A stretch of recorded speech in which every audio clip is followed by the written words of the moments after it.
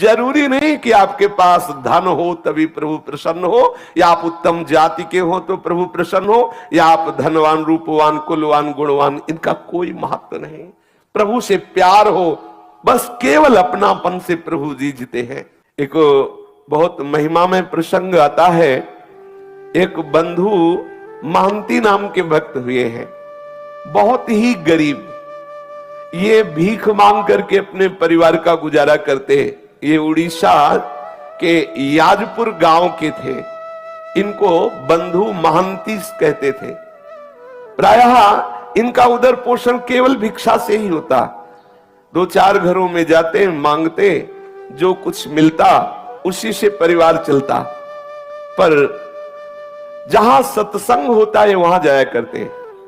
सत्संग के प्रभाव से इनके मन में एक बात बैठ गई कि जीवन का उद्देश्य भगवत प्राप्ति करना।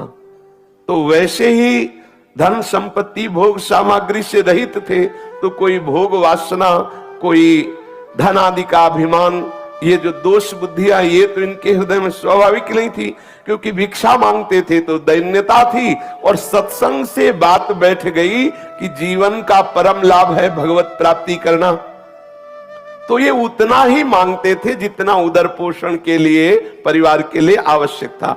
ऐसा नहीं कि भिक्षा मांग रहे तो बहुत सारा मांग लिया और खूब बेच करके उससे भोग सामग्रियां ला रहे, नहीं, जितने से उदर पोषण होता उन 4-6 घरों में मांग लिया, मिला तो मिला, नहीं तो उपवास कर लिए, और एकांत में खूब नाम कीर्तन करते। प्रत्येक साधक को अपनी दिनचर्या में ऐसा समय रखना चाहिए, वो 1 घंटा, आधा घंटा, जिसमें नाम कीर्तन हो, अति आवश्यक है। नाम कीर्तन 24 घंटे में अपनी उपासना पद्धति में, दिनचर्या में जरूर रखना चाहिए। अगर 2-4 उपासक साथ हो तो और अच्छा, नहीं है तो अपने को एकांत में बैठकर स्वयं नाम कीर्तन करना चाहिए। कोई संगीत आता है तो ठीक है, नहीं आता तो अपने पास संगीत है, तालियां बजा बजा करके नाम के, बहुत जल्दी प्रभु प्रसन्न होते हैं नाम कीर्तन से, तालियां बजा। ये बहुत सुंदर सिद्धांत है कीर्तन का। कीर्तन से भगवत कृपा बहुत जल्दी हृदय में स्फुरित होती है, जरूर करना चाहिए कीर्तन। वो अकिंचन बंधु महंती जी, अगर भिक्षा में कुछ मिला तो भगवत अर्पित करके पा लिया, और एकांत, भिक्षावृत्ति से जीते, एकांत में बैठ करके नाम कीर्तन करते, नाम जप करते। अटल विश्वास होने लगा प्रभु में। नाम कीर्तन के प्रभाव से प्रगाढ़ हृदय में विश्वास प्रकट होने लगा। अब अपनी स्त्री को भी कहा कि देखो, मेरे हृदय में बात आती कि तुम यदि हमारी पत्नी हो, अर्धांगिनी हो, तो हमारी वास्तविक अर्धांगिनी बनो। हमारे हृदय में बात बैठ गई है कि भगवत प्राप्ति ही जीवन का परम लाभ है, तो तुम जैसा हम भजन करते हैं वैसा ही करो, तो तुम हमारी सच्ची अर्धांगिनी होगी। वो पतिव्रता थी, पति की आज्ञा के अनुसार उनके साथ कीर्तन में बैठने लगी। वैसे ही नाम, और ऐसा ही सबको करना चाहिए। अपने परिवार में अपने संबंधियों को भगवान नाम कीर्तन, भगवान नाम जप, भगवत सेवा के लिए प्रेरित करना चाहिए। भले वो हमारी अवहेलना करे, भले वो हमारा उपहास करे, अगर वो हमारी प्रार्थना से 5 मिनट भी भजन करने लगेंगे तो मंगल होने लगेगा। अगर वो 1 माला भी करने लगे तो हम बाजी जीत गए। हमारे परिवार के बच्चे, रिश्तेदार, नातेदार, मित्र, माता पिता, जो भी संबंधी है, अपने संबंध भाव से दुलार करते हुए उनसे प्रार्थना करें, 1 माला ही जप लो, थोड़ी देर 5 मिनट ही कीर्तन कर लो, थोड़ी देर बैठ करके भगवत चर्चा सुन लो, जिससे हमारा मनुष्य जन्म लेना सार्थक हो जाए। वही संबंधी है जो अपने संबंधी को भगवत प्राप्ति के मार्ग में लगाए। ये बंधु महंती ने अपनी पत्नी को प्यार से शिक्षा दी, जीवन का परम लाभ है भगवत प्राप्ति, उसको भी भजन में लगा लिया। अब इनके हृदय में दृढ़ विश्वास हो गया कि मुझे भगवान मिलेंगे। ये है कीर्तन और नाम जप और वैराग्य। अब उनके तो वैराग्य स्वाभाविक था, भिक्षावृत्ति से जीते बंधु महंती। अब पत्नी भी नाम कीर्तन और भजन, अब इनके हृदय में दृढ़ लालसा हो गई कि मुझे प्रभु मिलेंगे। ये बहुत बड़ी बात है, हृदय में दृढ़ता जाना, निश्चित अब मैं श्री जी के पास जाऊंगा। निश्चित मुझे श्री जी की सेवा मिले, ये निश्चित हो जाना हृदय में, बिल्कुल कोई संशय नहीं। तो पक्का समझो निश्चित प्रियालाल के समीप जाएगा, क्योंकि उसकी जो निश्चितता, जो विश्वास, जो दृढ़ता ही वो उन्हीं की तरफ से आई, उन्होंने स्वीकार कर लिया है। इनके हृदय में विकलता होने लगी, मुझे प्रभु मिलेंगे। अब वो विचार करने लगे कि मुझे ऐसे भगवत भक्तों का कृपा प्रसाद मिले जो प्रभु के अनुराग में डूबे हुए हैं, कैसे प्राप्त हो, कहां जाऊं। जब भगवत मिलन की लालसा होती है तो भक्त को एक हृदय में पिपासा जागृत होती है। जहां जहां पिए की बात सुने खोजत तिन गयनन, कहां प्रीतम की बात सुनने को मिलेगी। कोई प्रीतम का प्रेमी मिले जो मेरे प्रीतम के रूप को सुनावे, प्रीतम के गुणों को सुनावे, प्रीतम की आसक्ति की बातें सुनावे, मुझे वो प्रीतम का मार्ग बता दे जिससे मेरे प्रीतम मेरे नेत्र गोचर हो जाए। नाम कीर्तन करते हुए, नाम जप करते हुए, वैराग्य पूर्वक रहते हुए सत्संग का सेवन करने से हृदय में दृढ़ता आ गई कि मुझे प्रभु मिलेंगे। फिर कब मिलेंगे, विरह व्याकुलता प्रकट हुई। ऐसा लगने लगा कि अब मैं उनके बिना जी नहीं सकता, एक पल भर के लिए अब चैन नहीं है, बिना ठाकुर के मिले अब हृदय शीतल नहीं हो सकता। अब मुझे प्रभु का साक्षात्कार चाहिए।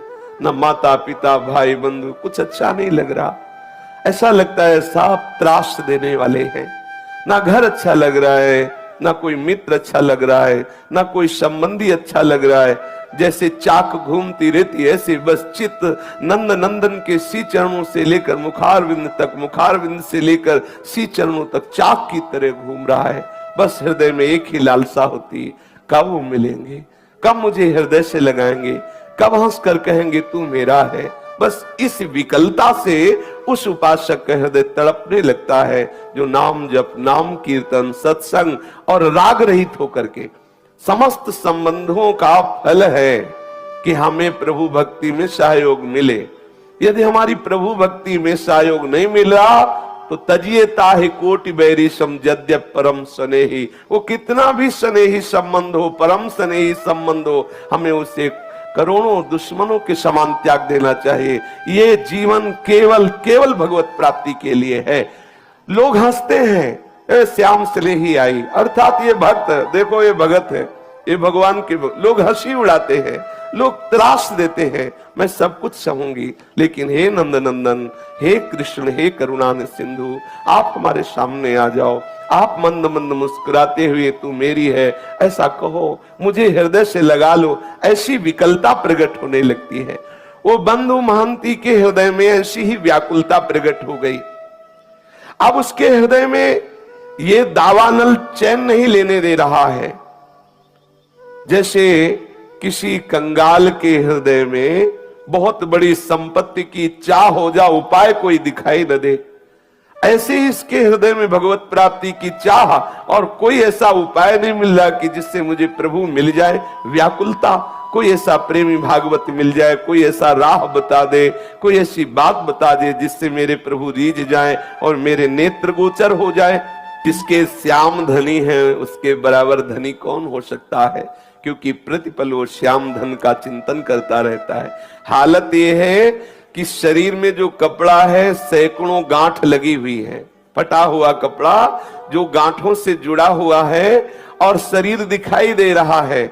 ऐसा तो वो वस्त्र धारण किए, क्योंकि भिक्षावृत्ति से जीते हैं। घर में रज के पात्र है, एक टूटी सी झोपड़ी है और पत्नी, और कई कई दिन भिक्षा में अन्न भी नहीं मिलता, भूखे रह करके समय व्यतीत करना होता है, पर ये बड़े आनंद पूर्वक है। जिससे श्री देवर्षि नारद जी ने कहा कि जरूरी नहीं कि आपके पास धन हो तभी आप दान पुण्य करके भगवत सेवा करके भगवत प्राप्ति कर सकते हैं। देखो हालत है, बिल्कुल धन नहीं है, खाने के लिए भी नहीं है। अब उनके हृदय में ये भी कोई बल नहीं कि कोई उनको सहयोग कर सकता है, कोई उन्हें कर्जा दे सकता है, क्योंकि पता है मूल में कुछ है नहीं। तो जिसको पता होता है कि वो वापस नहीं कर सकता, वो कर्जा भी नहीं देता। उन्होंने अपनी पत्नी से कहा कि भाई मेरा जगत में कोई आत्मीय नहीं है, कोई स्वजन नहीं कि सहयोग करे, कई दिनों से भोजन भी नहीं मिला, पर एक मेरे मित्र है जो बहुत धनी है, अगर तुम साथ दो और अपने मित्र के यहां हम तुम्हें ले चले तो वहां भूखे नहीं रहना पड़ेगा। बहुत धनी है और बहुत कृपालु है और हमारा उनसे परिचय है, वो हमें बहुत प्यार करते हैं, चलोगी हमारे साथ? क्योंकि यहां तो कोई अपना है नहीं, इस याजपुर गांव में कोई मुझे प्यार करने वाला नहीं। मेरा एक मित्र है जो बहुत धनी है, मुझे बहुत प्यार करता है, वहां तुम्हें भूखे नहीं रहना पड़ेगा, कोई परेशानी रहेगी। पर 5 दिन का रास्ता है, हम लोग यदि धैर्य पूर्वक चले तो हमारे मित्र की कृपा प्राप्त होगी, सारी भूख सदा सदा के लिए मिट जाएगी। और उसका नाम बहुत मीठा है। यदि हमारा नाम है बंधु महांती तो उसका नाम है दीन बंधु। बहुत कृपालु है, बहुत दयालु है, हमें चलना चाहिए। पत्नी से कहा मुझे इस गांव में नहीं रहना। अब सती स्त्री, पति के अधीन चलने वाली, कई दिनों से भोजन नहीं मिला।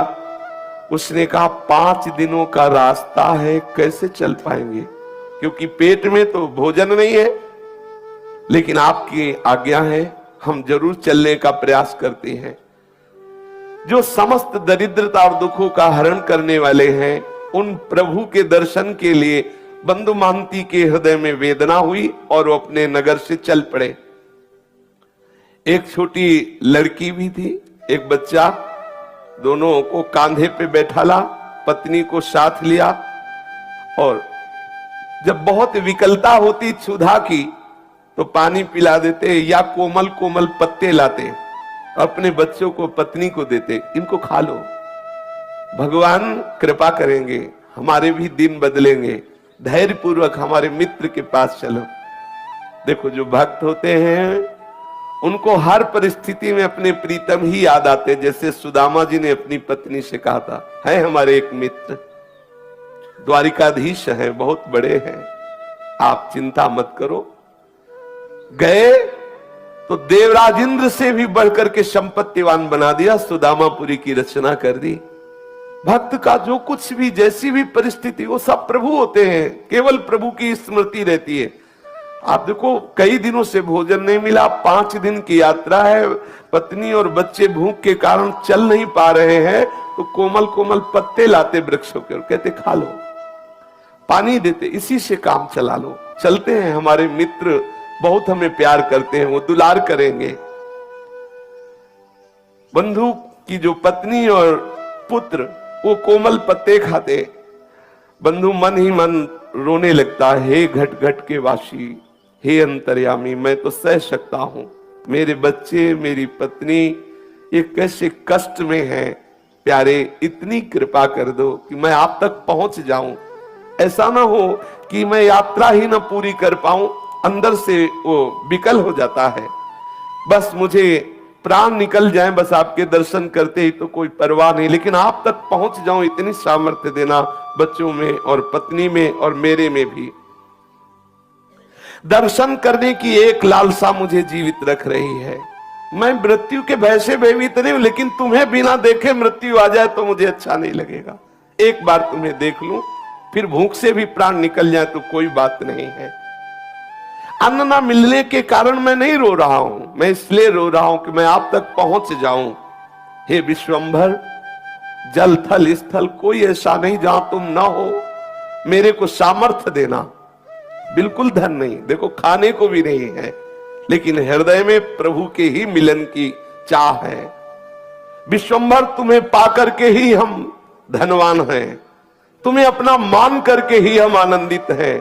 भले हमारे प्राण भूख से विकल होकर निकल जाएं, मुझे इसकी परवाह नहीं, एक बार मुझे मिल जाओ, इतनी सामर्थ्य दे दो कि मैं एक बार तुम्हारे दरबार तक पहुंच जाऊं। ये वो यद्यपि मैं ये कहने का अधिकारी नहीं हूं, क्योंकि भांति भांति के जन्म जन्मांतरों में पाप किए हो, पर स्वामी तुम मेरे हो ना, तुम मेरी त्रुटियों को क्षमा करके, मेरे अपराधों को क्षमा करके, हे विश्वंभर मुझ में इतनी सामर्थ्य दो, मैं आप तक पहुंच जाऊं। मेरे नाथ, आज मनमोहिनी छवि देखने के लिए मेरा मन व्याकुल हो रहा है। मैं कैसे शीघ्र से शीघ्र तुम्हारे श्री चरण कमलों का दर्शन पाऊं। मैं समझूंगा कि ये जो मुझे परिस्थिति आई है, इस परिस्थिति की कृपा से मिलन की चाह हुई है। मैं इसे ऐसा नहीं मानूंगा कि आपका हो करके ऐसी दशा को प्राप्त हो। मैं समझ रहा हूं ऐसी दशा को प्राप्त हो तभी मैं आपका हुआ हूं, इसलिए ये भी मैं कृपा मानूंगा। हे सुर मुनि वंदित चरणारविंद वाले प्रभु, मुझे एक बार ऐसी सामर्थ्य दो कि मैं आप तक पहुंच जाऊं। वो स्त्री बच्चों को साथ लेकर के, फटे पुराने कपड़े हैं और मिट्टी का पात्र हाथ में है, बच्चों को लिए हुए आगे बढ़ रहा है। परिवार सहित लड़खड़ाते हुए 5 दिनों की यात्रा करके श्री पुरुषोत्तम क्षेत्र भगवान जगन्नाथ जी के धाम में पहुंचा और श्री मंदिर के दूर से दर्शन करके ही भूमि पर गिर पड़ा। मेरे मित्र आ गए, मेरे प्रभु आ गए। और प्रभु का स्वभाव जो जैसे प्यार करता है उसको वैसा ही अनुभव कराते। दूर से ही जगन्नाथ जी के दर्शन करके साष्टांग लेट गया, वहां भूमि में लौट रहा। ओ कृपालु प्रभु के दर्शन हो गए। अपनी पत्नी से कहा, देखो देखो ये मेरे यार हैं, जिनके लिए मैं कह रहा था ना कि मेरे मित्र, ये हमारे मित्र हैं, ये हमारे प्रीतम हैं, ये हमारे दीन बंधु स्वामी हैं। अब पत्नी के हृदय में उतना अनुराग तो नहीं है, पर इस बात से सुख मिला कि अब यहां भरपेट भोजन भी मिलेगा, भक्तों का संग भी मिले, और इसको कि मेरे प्रभु ने कृपा की, मुझे सामर्थ्य दी कि यहां तक आ गया। अब मैं अपने यहां प्राण छोड़ूंगा, अब मुझे यहां आनंद मिलेगा, क्योंकि प्रभु के चरणों में प्राण छूटे इससे बढ़कर क्या लाभ। प्रभु का धाम है, सामने प्रभु है, फिर तो प्राण भी छूट जाए, कोई परवाह नहीं। अब वो देखते देखते ही थोड़ी देर दर्शन हुए, सिंह द्वार के सामने आकर आनंद आवेश में मगन है। कौन पूछता है उसको? पत्नी पुत्र फटे पुराने कपड़े एक कोने में खड़े ठाकुर जी को देख रहा है। सिंह द्वार पर बड़ी भीड़ है, बच्चे भूख से व्याकुल है, पत्नी भूख से व्याकुल है। वो भगवान के दर्शन करके खड़ा है। थोड़ी देर में देखा पट बंद हो गए, कोई पूछ ही नहीं रहा, कौन पूछे। उसने अपनी पत्नी से कहा, धैर्य रखना, मेरे मित्र बहुत लोग आए हुए हैं ना, उनसे मिल रहे हैं। पत्नी से कहा, आओ पीछे चलते हैं।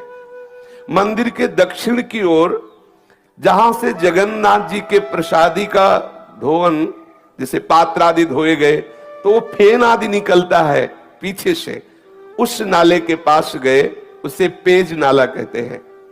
वहां जाके बैठे और कहा कि देखो चिंता मत करो, स्वामी के घर आ गए हो ना, अब चिंता की बात नहीं है, और बहुत करुणामय है। देखो ऐसा करते हैं ना, बहुत भूख लगी है ना, इसमें जगन्नाथ जी के पात्र धोए जाते हैं, प्रसादी पात्र धोए जाते हैं, ये पानी वहीं से आता है, अपने लोग पीते हैं और आनंद से बैठकर यहाँ कीर्तन करते हैं। कितना धैर्यवान भक्त है। अब उसी जो ठाकुर जी की प्रसादी जल वहां से निकलता है, पात्रों का प्रक्षालन का, उसी का फेन आदि लेकर ऐसे बच्चों को पवाता है, पत्नी को पवाता है और स्वयं लेता है। बोला देखो कल सुबह जब मंदिर खुलेगा ना, तब प्रभु के दर्शन होंगे, कुछ ना कुछ प्रसाद मिलेगा, धैर्य पूर्वक। और वो प्रसादी जल पीता है। देखो हम लोग कितने भाग्यशाली हैं कि प्रभु का प्रसादी जल पीने को मिल रहा है। धैर्य बनाता है और आनंद मगन हो जाता है, पेट भर करके वही जल पीता है। अब कौन उसे देखे? वो पीछे एकदम एकांत नाले के पास बैठा, वो आनंद मगन होकर के प्रभु का चिंतन कर रहा है। पतिव्रता के मन में बात आ रही है कि ठीक है, इनके मित्र कैसे हैं वो तो मुझे पूरा परिचय नहीं, लेकिन मुझे मित्र कैसा मिला ये मुझे परिचय है। मुझे कैसा पति मिला, कैसा अनुरागी पति मिला, कैसा धैर्यवान मिला। देखो ये है प्रीता। और उन्होंने कहा कि आप बिल्कुल धैर्यपूर्वक रहिए, मुझे बिल्कुल कोई कष्ट नहीं है, आप जिसमें राजी है मैं उसी में राजी हूं। वो हड़िया से भर भर कर वही जल निकालता है, बच्चों को पिलाया, अपना पिया, खूब पेट भर करके, और कहा तुम सो जाओ, यहीं सो जाओ, सुबह जब पट खुलेंगे ना तब दर्शन करेंगे और तब कुछ न कुछ प्रसाद मिलेगा ही।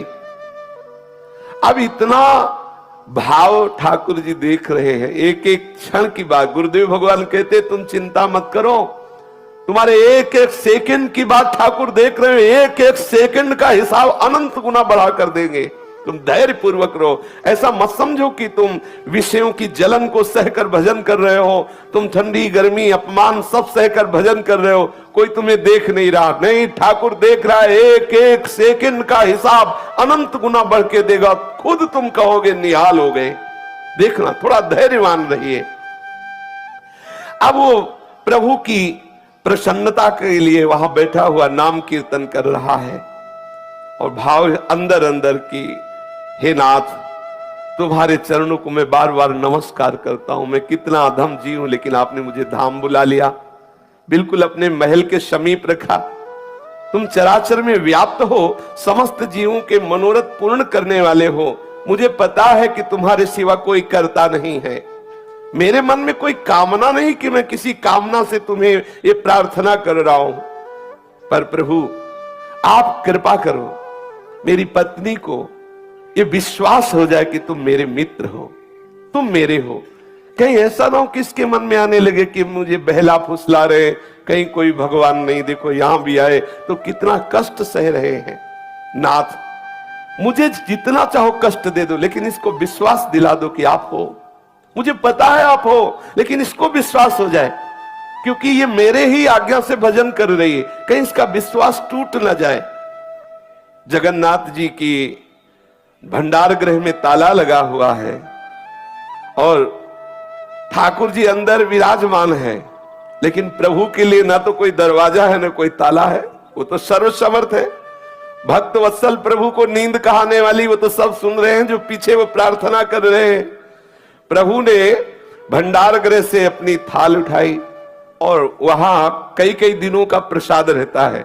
भक्तों के समुदाय आते, सबको प्रसाद मिलता है, तो वहां कई दिनों का सुंदर सुंदर खूब प्रसाद अपनी थाल में, जो ठाकुर जी का भोग लगता है जिस थाल में, उसी में सजाया और सजा करके दरवाजों में सब बंद है, ताला लगा है, लेकिन उनके लिए क्या है, प्रभु बाहर आए, एक ब्राह्मण का वेश धारण किए हुए, और बोले कि याजपुर गांव से वो बंधु महंती नाम का कोई भगत आया है।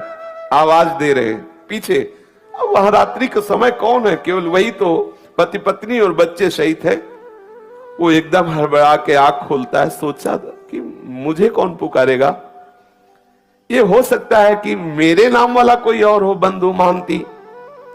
परंतु फिर पुकारा, बंधु महंती, देखो प्रभु ने तुम्हारे लिए और साक्षात जगन्नाथ प्रभु है, प्रभु ने तुम्हारे लिए प्रसाद भेजा है। स्त्री को जगा के कहा कि ये मुझे ही पुकार रहे हैं क्या? हमें लगता है कि मुझे ही पुकार रहे हैं। फिर ऊंचे स्वर से आवाज आई, बंधु महंती, ये प्रसाद लो। याजपुरिया बंधु जो पेज नाले के समीप विराजमान है, वो आए और ये प्रसाद ले ले। अब तो इनको पक्का हो गया कि मुझे ही बुलाया जा रहा है। दौड़ पड़े, दौड़ गए और घबराते जा रहे हैं। जब देखा कि उस ब्राह्मण के हाथ में एक रत्नों से जटित थाल है और विविध प्रकार की ठाकुर जी की सुंदर सुंदर भोग प्रसादी है, और ब्राह्मण ने मुस्कुराते हुए कहा कि प्रभु ने अंदर से भोग की थाल तुम्हें भेजी है, ले लो। वो उसके हाथ कांप रहे हैं, विशाल थाल, इतना सुंदर भोग, हृदय विकल हो रहा। प्रभु, और ये नहीं समझ रहा साक्षात प्रभु ही है, हृदय उसका वो विकल हो रहा। प्रभु मुझे प्यार करते। पत्नी से कहा, देख देख, मैं कह रहा था ना कि मेरे मित्र मुझे बहुत प्यार करते हैं। देखो बहुत भीड़ थी ना, सब लोग चले गए, अब उनको फुर्सत मिली तो देखो भेजा ना, मैं उनकी नजर में हूं ना। देखो, और आनंद मगन हो रहा है। बच्चों को जगाया और ब्राह्मण ने कहा, देखो तुम आराम से प्रसाद पाओ, थाल को यहीं रख देना, थाल हम समय से ले जाएंगे, तुम चिंता मत करो। अब ब्राह्मण वेशधारी भगवान ऐसा कह करके भोग की थाल दी और चले गए। और वो तो जड़ता भाव को प्राप्त हो, काफी देर तो समाधि भाव में डूबा रहा। प्रभु की कृपा में, इतने कृपालु प्रभु, पता नहीं कितनी देर तक उसकी आंतरिक ऐसी दशा रही। फिर पत्नी ने उसे बार बार स्वस्थ किया, हिला हिला के उससे बार बार स्पर्श करके जगाया, तो फिर स्वस्थ हुआ। फिर सबने बैठकर भरपेट, आज कई दिनों बाद भोजन मिला। कई दिनों बाद ऐसा प्रसाद, और स्वयं ठाकुर जी लाए तो अमृतमय प्रसाद। अब उसने विचार किया कि इस थाल को कहां पहुंचाऊं, क्योंकि ये प्रभु की थाल है। फटे पुराने चिथड़े में लपेट करके उस थाल को रख लिया कि जब सुबह होगा तब देखूंगा, और अपने सिरहाने रख लिया, खूब आराम से सोया। अब अच्छे ऐसे ऐसे मंगल में स्वप्न आ रहे हैं उसको, ठाकुर जी की ताल, ठाकुर जी का प्रसाद, बड़ा आनंद। वहां कोई तमोगुणी निद्रा थोड़ी उसके हृदय में है। अब भगवान का वो रत्न थाल सिर पर रखे हुए ये तो सो रहा है, और उधर ठाकुर जी के जब सेवा के लिए पट खोले गए और भंडार खोला गया तो देखा गया कि भंडार की सब सामग्री अस्त व्यस्त, ताला खुला हुआ, थाल गायब, काफी प्रसाद इधर उधर। उन्होंने विचार किया कि बहुमूल्य रत्नों का थाल कहां चला गया, और ये सब कौन अंदर भंडारे में घुसा। अब ठाकुर जी है, जो मनाया जहां से आया था तो अपने आप दिखाई दे रहा था, और सब इधर उधर फैला भी दिया, ठाकुर जी है। अब आपस में सब सेवक जन इकट्ठे हुए और एक दूसरे से पूछा कि हाँ आप आए थे, आप आए थे। उनका ऐसे क्यों आएंगे, हमारे लोगों की सेवा है तो हम कोई ऐसा थोड़ी कि कुछ चुरा के ले जाएंगे, वो तो अपने लोगों में कोई नहीं, कोई बाहरी ने चुराया। अब वहां सब शोर मच गया, ठाकुर जी के भंडार का ताला टूट गया, कोई चोर थाल चुरा ले गया और प्रसाद भी चुरा ले गया। अब कुछ लोग ढूंढने के लिए निकले तो पेज नाले के समीप देखा तो थाल को कपड़े से, ऐसे फटा कपड़ा था तो दूर से चमक रही थी थाल। अरे लोग आए, बोले देखो देखो ये चोर है, ये माल भी छलाते पिटाई भी करवाते हैं। बोले देखो ये चोर है, ये स्त्री और बच्चों के सहित पकड़ो पकड़ो। वो तो बढ़िया प्रसाद मिला था, थके थे ही, खूब अच्छे से आनंद से सो रहे थे बच्चे और पत्नी। अब वहां हल्ला मचे तो सब उठे आंख मीचते हुए, कुछ बातचीत नहीं, पिटाई शुरू। कोई थप्पड़ मार रहा है, कोई ऐसे लीला करते हैं, ये गाली दे रहा है, कोई थप्पड़ दे रहा है। अरे चोर कहीं का, जगन्नाथ धाम में आकर के भी तू चोरी करता है, तुझे शर्म नहीं आई। और ऐसे ऐसे स्त्री रोने लगी कि अच्छे तुम्हारे मित्र है, हाँ कह रहे थे बड़े कृपालु है, बड़े रात्रि में तो माल छलाते हो, सुबह पिटाई करवाते हैं, कैसे तुम्हारे मित्र है। अब वो जैसे ही थप्पड़ पड़ता है, जय जगन्नाथ, जय गोविंद, जय गोविंद। ये ठाकुर जी ये भी देखते हैं ना, माधवदास बाबा की भी पिटाई करवाई, ये ऐसे तैयार रहे ना। अगर फूल माला पढ़ के जय हो तो कभी ऐसा भी अवसर आ सकता है, पिटाई का भी स्वाद, तो तैयार रहे ना। ठाकुर जी के पार्षदों को ये दोनों चीजें इसीलिए मिलती हैं कि उन दोनों से परे स्थिति को प्रदान करते हैं। देखते हैं अब क्या है, अब कितनी स्थिति है, कितना धैर्य है, कैसे विचार हैं। ऐसा कभी संयोग मिले तो प्रभु कृपा प्रसाद मानकर सह जाना। आप देखना आपकी हृदय की भूमिका कैसी बढ़ती है, आप कैसी भक्ति की उत्तम भूमिका में पहुंचते हैं। कभी ऐसा मत सोचना कि ठाकुर जी ऐसा क्यों कर रहे, सच्ची मानिए। अब उसको तो जब पीटा जा रहा है तो बड़े आनंद में प्रेम सागर में मगन होकर के बोल जय जगन्नाथ, जय गोविंद, जय गोविंद। मानो गीता जी का सूत्र उसके जीवन में प्रकाशित हो रहा है, यस्मिन स्थितो न दुखेन गुरुणापि विचाल्यते। कैसी भी भयंकर दुख की स्थिति हो, भक्त कभी विचलित नहीं होता।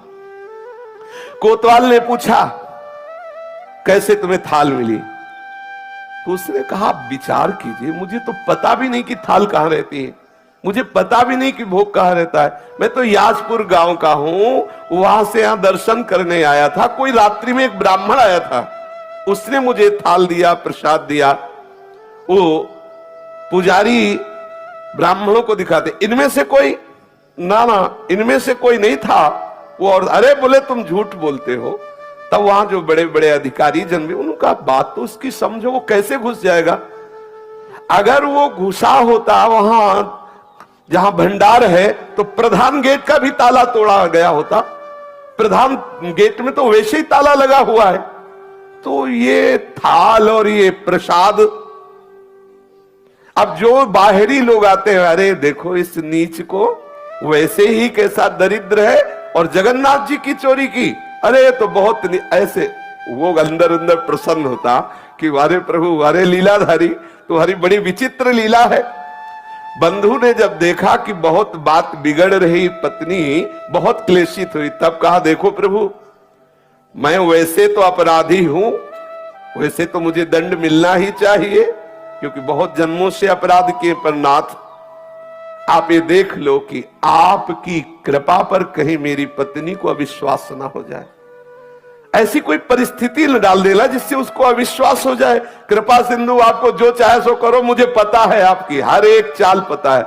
जमूरे को पता होता है बाजीगर अब कौन सा खेल खेलेगा, उसको नहीं कोई भ्रमित कर सकता, क्योंकि वो जानता है प्रभु के चिंतन के प्रभाव से प्रभु की हर बात उसके हृदय में स्फुरित होने लगती है। जो प्रभु का जन होता है, भक्त होता है, जैसे नरसिंह भगवान के क्रोधावेश से बड़े बड़े ईश्वर कोटि के महापुरुष भी डर रहे हैं, लेकिन प्रहलाद जी को कोई भय नहीं है। वो तो दौड़ते हुए प्रभु की गोद, क्यों जान रहे मेरे प्रीतम प्रभु है। अब श्री जगन्नाथ जी महाराज नवीन लीला की, जो प्रताप रुद्र राजा थे जगन्नाथपुरी के, वो महल में सोए हुए थे। जगन्नाथ प्रभु गए और कर्कश स्वर में कहा कि प्रताप रुद्र भी ये बहुत बड़े भक्त हुए हैं, महाप्रभु चैतन्य देव की कृपा प्राप्त हुई है। बोले कि तुम यहां चैन से सो रहे हो, मेरे भक्त को दुख दिया जा रहा है और तुम यहां शयन कर रहे हो। तेरे कर्मचारी उस भक्त की पूजा ना करके उसको गालियां दे रहे हैं और उसको पिटाई करने की सोच रहे हैं, उसको थप्पड़ भी मारे। जानते हो मैंने स्वयं थाल दिया है, मैंने स्वयं प्रसाद दिया है, और वो मेरा बहुत प्रेमी है, मेरा परम भक्त है। देखो जल्दी से जल्दी जाओ और क्षमा मांगो जाकर के, क्योंकि तुम राजा हो, तुम्हारे राज्य में यदि ऐसे भक्त का अपमान होता है तो तुम्हें हम दंड देंगे। क्योंकि अब बड़े लीला बिहारी, एक तरफ तो पिटवाई करा रहे हैं और एक तरफ राजा से चरण पूजवाए, यही इनकी लीला है। यही बड़ी विचित्र लीला, कैसे वो कहां परिचय बना के कौन सी लीला करते हैं, ये किसी की समझ में आने वाली नहीं। तू भला चाहता है तो तत्काल जा और सम्मान पूर्वक प्रणाम करके, आज से हमारे मंदिर का हिसाब किताब का पूरा अधिकारी वही होगा। ठाकुर जी ने आदेश कर दिया, आज से नीलाचल नारायण का आदेश है। जगन्नाथ जी ने कहा मेरा आदेश है कि मेरे संपूर्ण मंदिर का हिसाब किताब उसके हाथ, उसी के दस्तखत से सब सारी बात होगी। इतना कहकर प्रभु अंतर्ध्यान में, राजा तो हड़बड़ा करके उठा, तत्काल पोशाक धारण की, घोड़ा मंगवाया और वहां पहुंचा और जाकर सबसे स्वप्न की बात कही और हाथ जोड़ करके प्रणाम किया साष्टांग बंधु महांती को। ध्यान से सुनिए, राजा ने साष्टांग प्रणाम किया और हृदय से लगाकर कहा जो कुछ भी आपके साथ हुआ हो हमें क्षमा कीजिए। और सबको आदेश किया कि जगन्नाथ जी का सीधा आदेश है कि आज से मंदिर का पूर्ण अधिकारी यही होगा, इसी के दस्तखत से सब होगा। अब वो तो हाथ जोड़े खड़े हैं, फटे पुराने कपड़े हैं, कैसा हृदय इनका दैन्य भाव से युक्त हो, कैसा पद दिया। राजा ने विनय की और कहा कि जो हमें प्रभु ने आदेश किया है उसे आप स्वीकार करें। आज भी बंधु महांती के कुल परंपरा से वही सेवा करते चले आ रहे हैं। जगन्नाथपुरी का हिसाब किताब उन्हीं के दस्तखत से होता है, उसी बंधु महांती के जो लड़के बच्चे परिवार कुल परंपरा के आज भी वही है। तो जरूरी नहीं कि आपके पास धन हो तभी प्रभु प्रसन्न हो, या आप उत्तम जाति के हो तो प्रभु प्रसन्न हो, या आप धनवान रूपवान कुलवान गुणवान, इनका कोई महत्व नहीं। प्रभु से प्यार हो, बस केवल अपनापन से प्रभु जी जीते हैं। शेष चर्चा के श्री राधा वल्लभ लाल की।